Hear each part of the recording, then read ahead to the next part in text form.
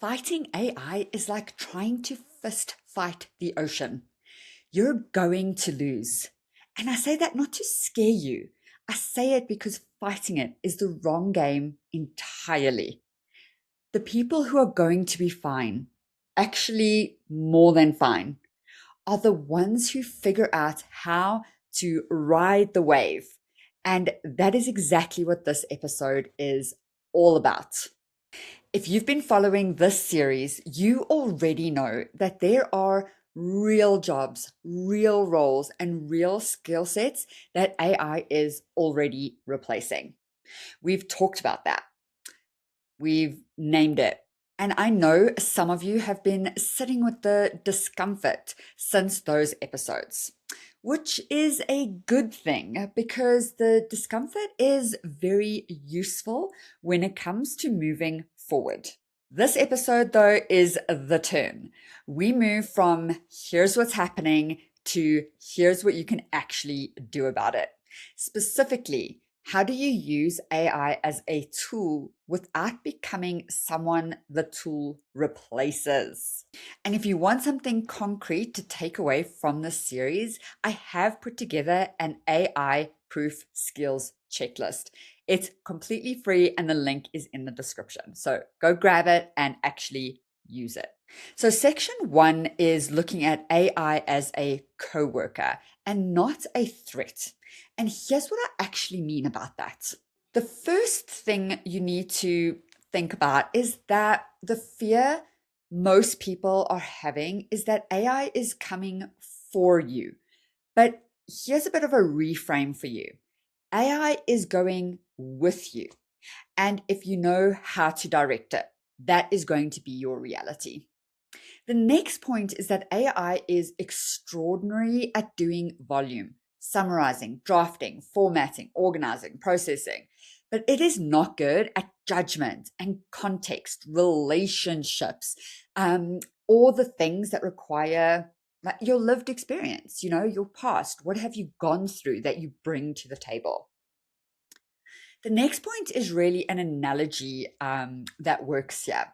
So AI is like having a very fast, very thorough research assistant who never gets tired, but who has never been in the room with a difficult stakeholder, never felt an organization's culture, and has no idea what's politically sensitive.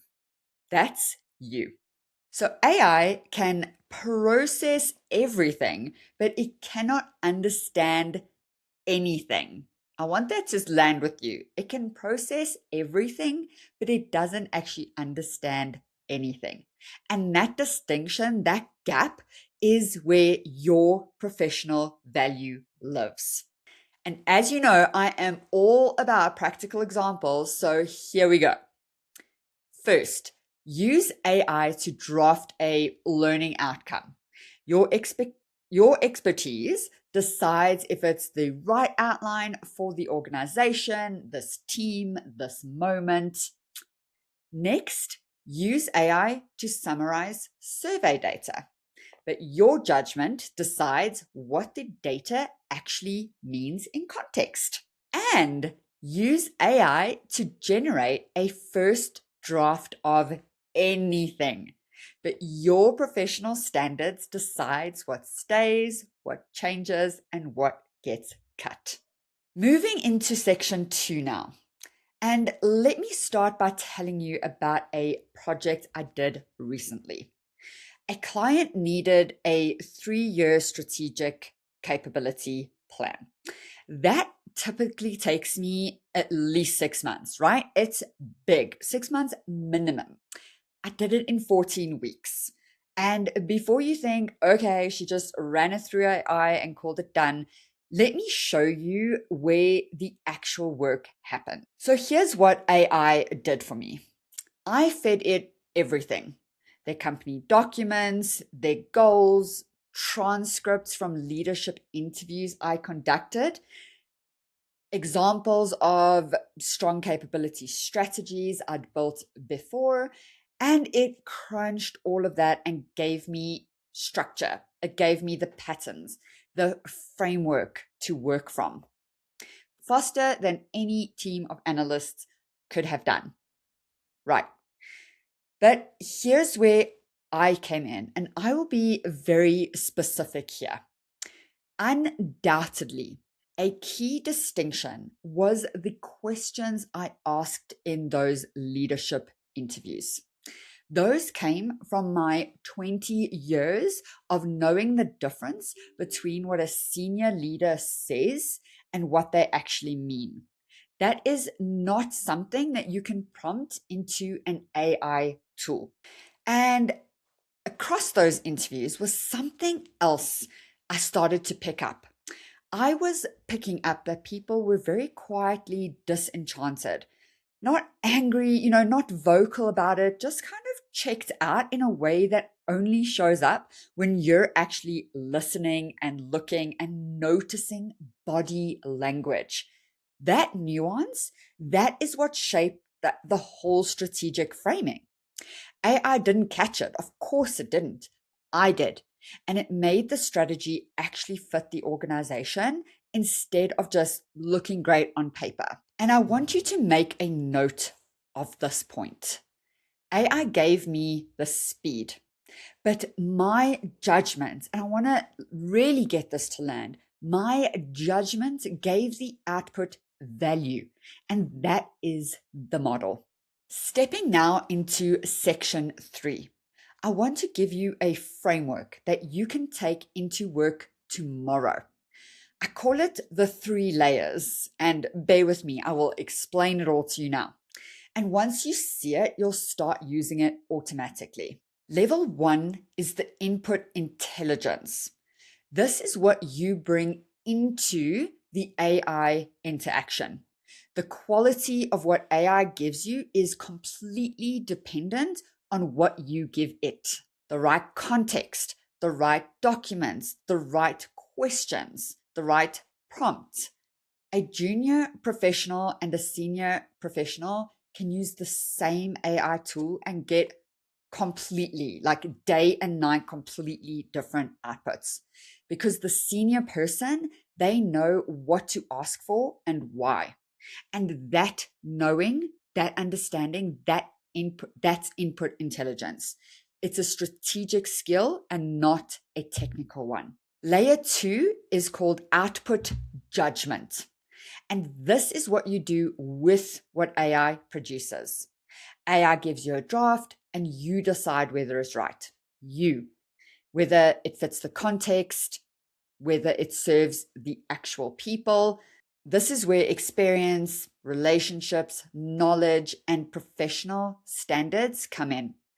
Output judgment is what separates professionals who use AI from those who are kind of being used by it. And layer 3 is the human overlay. This is the irreplaceable layer. Yes, the insights and nuances that no model will ever replace. The stakeholder who won't say what really needs to be said, but whose body language you can read. The cultural context that changes how a recommendation lands. The ethical call that requires accountability.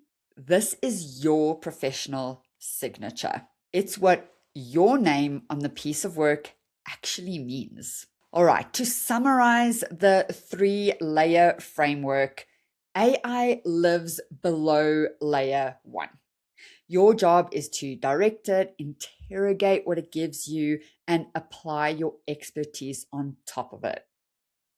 That is the collaboration model. And when you do it well, you are not just going to survive the AI era, because guess what? That is here to stay. You are operating at a level most of your peers haven't reached yet. We'll end off with section 4, which covers stop hiding your AI use. This is the behavior change most people need. I want to address this because I actually see it constantly and it's driving me a little bit crazy. The fear of being caught using AI. And I get it. You used AI to put together a deck. You sent it to your manager. You didn't mention that you used AI, and you're hoping no one notices. You even took out all the M dashes. So I understand the instinct because to some of us, it feels like we're cheating on a test. And I truly used to feel like that. But that is completely the wrong move. Here's the reframe for you.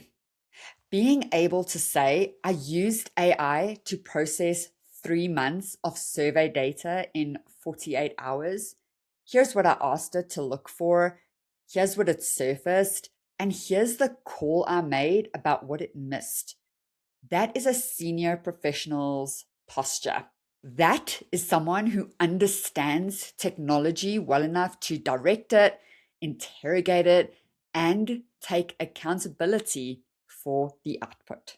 Hiding your AI use really signals anxiety and that you're just unsure about it. But on the other hand, showing how you used it strategically signals confidence. One of those is the version of you that gets more responsibility. So choose accordingly. Okay, let's wrap this thing up. In the next episode, we are going even deeper on the specific skills AI cannot replace. And more importantly, how you build them deliberately. Because knowing the theory is one thing and quite frankly, not good enough. Having an actual plan to develop these capabilities in yourself is another thing. And that is episode 4 in this 5-part series. If this landed for you, share it with one person on your team who needs to hear it. And not because I need the numbers, because they need the reframe. And because part of what we do in this community is look out for each other. Remember to grab your AI skills checklist in the description. And there's just no other way to say this, but we're friends now. I'll see you in the next episode.